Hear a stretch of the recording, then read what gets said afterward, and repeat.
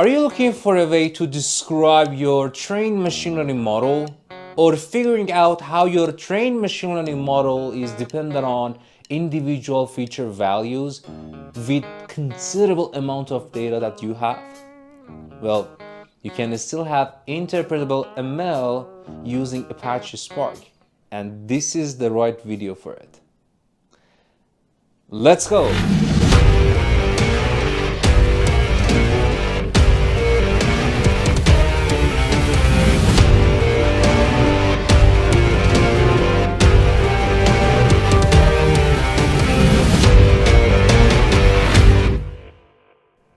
Hello everyone, this is MG and welcome to another video which we are going to talk about how you can have a scalable, interpretable machine learning in Apache Spark environment using Synapse ML library.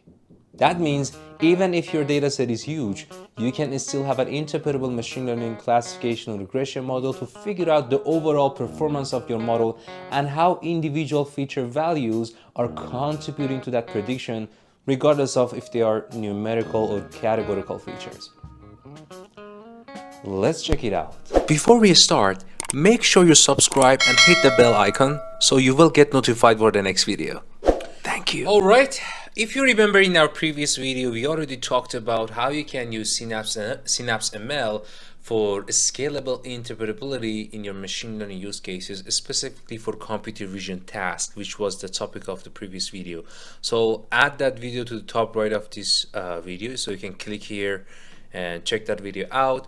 So we were able to figure out, using the Spark environment actually and Synapse ML library, how we can interpret an outcome of, let's say, an object detection model. When the model says, oh, there's a piano in this picture, so I would like to know what specific pixels or features of that image has contributed to the decision of my machine learning model, so I can understand, okay, whether my model is interpreting correct features or region of interest of pixels to come up with that detected object, or no, it's totally randomly selecting some non-relevant context within the image to come up with that detected object, which at some points maybe the object is truly detected, but that doesn't mean that the model is interpreting the given image in a proper manner.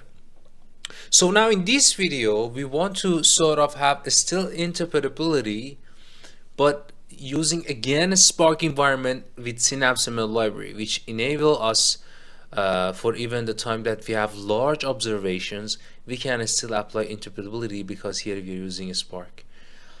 So what we're going to do, well, we would like to understand globally or global interpretability of my machine learning model. So mainly focusing on two components, PDP, partial dependence plot, and ICE, individual conditional expectations.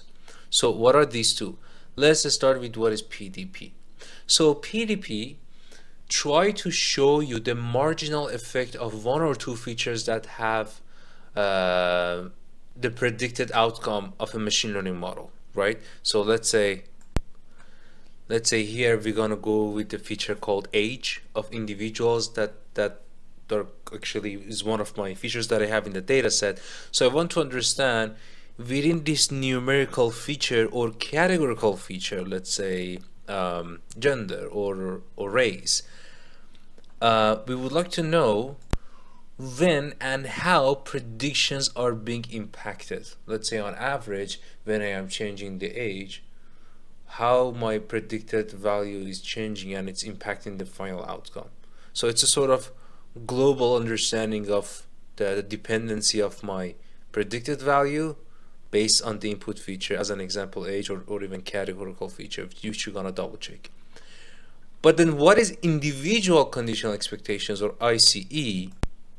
As you might guess from the name which says individual, so it's a sort of more granular interpretability. So with ICE, we want to understand for each individual prediction, if we change that feature, how that prediction gonna change. For example, for one individual person with certain age, certain gender, race, so on and so forth, if for just that specific person we change the age as a feature, how the prediction is gonna get changed.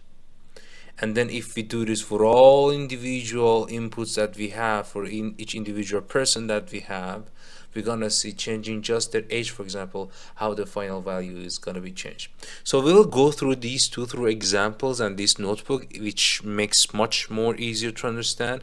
But in high level, I wanted to actually tell you what we are expecting to learn and what are these two that we're gonna have a better understanding of what we're expecting to see when we apply them over our machine learning model. And by the way, both of them are applicable for both numerical and categorical features that we're going to figure out. So this part is very similar to the helper functions and imports that we had for the other video, which we worked for computer vision. So the same thing, we are just importing libraries needed for PySpark because we're using the Python API of Spark here. And of course, we're using Synapse ML.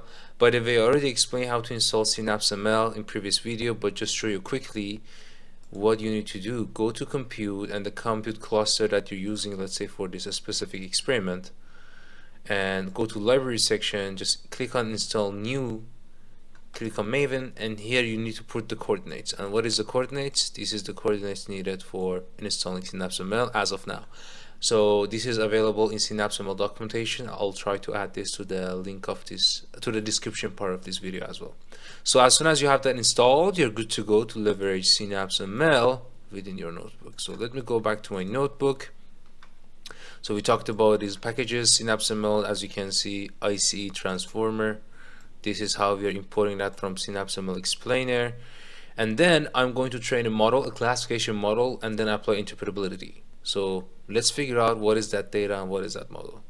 And these are, by the way, rest of the helper functions to just sort of initial transformation, let's say converting the outcomes of these packages of Synapse ML for explainability to a pandas data frame so we can plot them, or some sort of other plot helper functions that we're gonna refer to them when we go through the codes and notebook.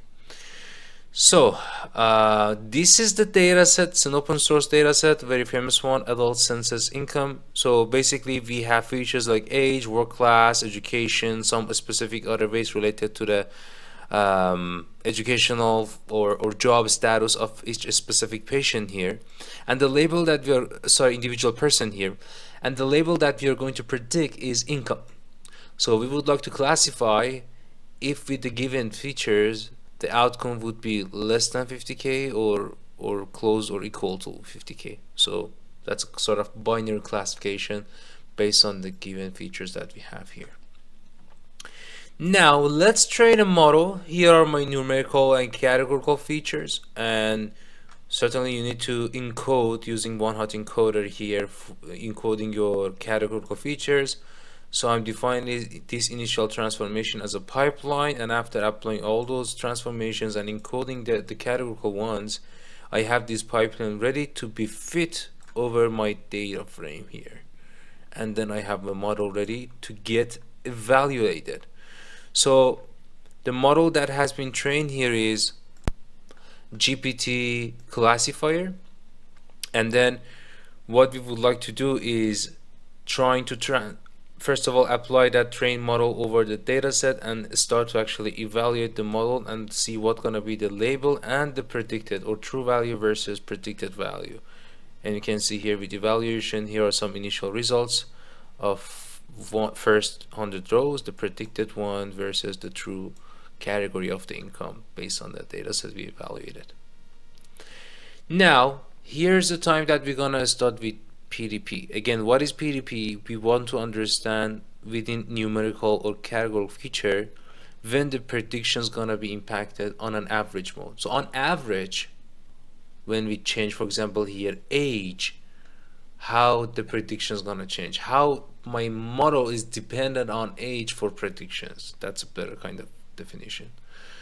So we're calling that ICE that we talked about on the top, coming from Synapse as well, telling that we're gonna average that. So it's telling me that from age, let's say 17 all the way to 90, usually from 24 to 68 on average, you can see how my model is dependent for predictions. But after age of 68, you'll see that maybe age is not that important feature because it doesn't really change any dependency to the predicted model. Or let's do the same now for categorical features, as an example, occupation, right? So this was numerical feature age, but for occupation, doing the same thing and calling the helper function I described you on the top, we get the outcome to convert it to the pandas data frame. And then with plotting that, you will see that, well, when we are changing occupation to different categories, some of them they have high dependency to the outcome, some of them lower. But the nice thing that I can understand here is my model is really sensitive to occupation. As you can see, when I'm changing occupation to different categories, my dependency, the prediction dependency is changing. So that means that can be a sort of an important feature for my trained model, which is, again, this is sort of average understanding. It's a global interpretability for the model. Let me move on further. If I do the same thing but this time for education, you will see that, well, if we change the category of education, it doesn't really change the dependency. So that might be a bit less important feature for my trained machine learning model. Well, if we plot the feature importance, we can validate that hypothesis. So what we are doing here, we are saying that just plot the feature importance for me in general, right? You can see that where is occupation. Let me actually maximize this a bit more. There you go. You can see the occupation is here and education is here.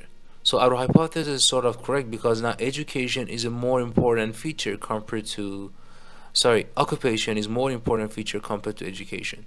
That's why when we change occupation category, my model is more sensitive and dependent compared to education, which is not that really dependent.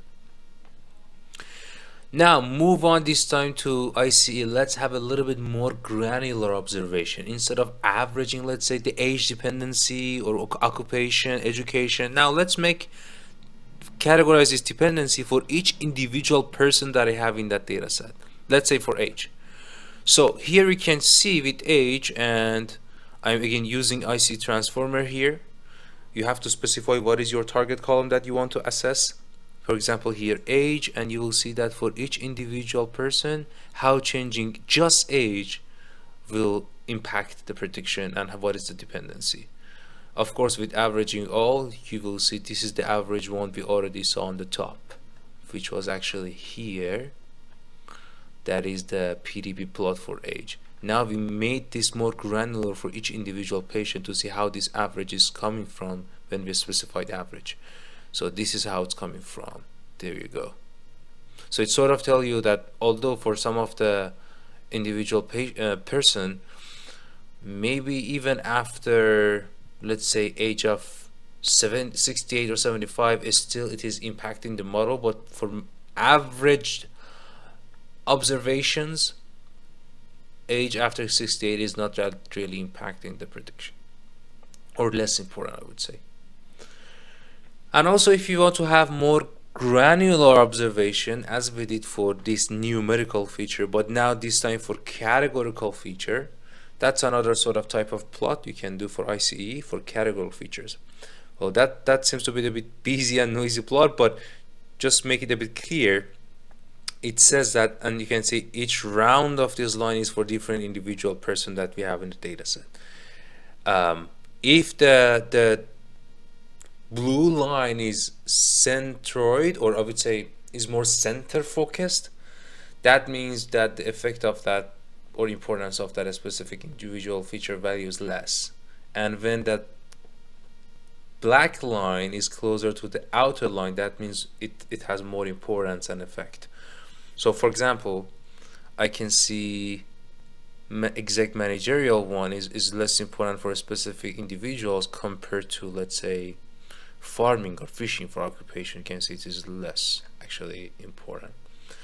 So what we did, we basically went through a way that we can on average understand how my features are contributing to the final predictions to have a more interpretable machine learning model. And even we were able to sort of make it more granular for each individual observation in the data, how the features are contributing.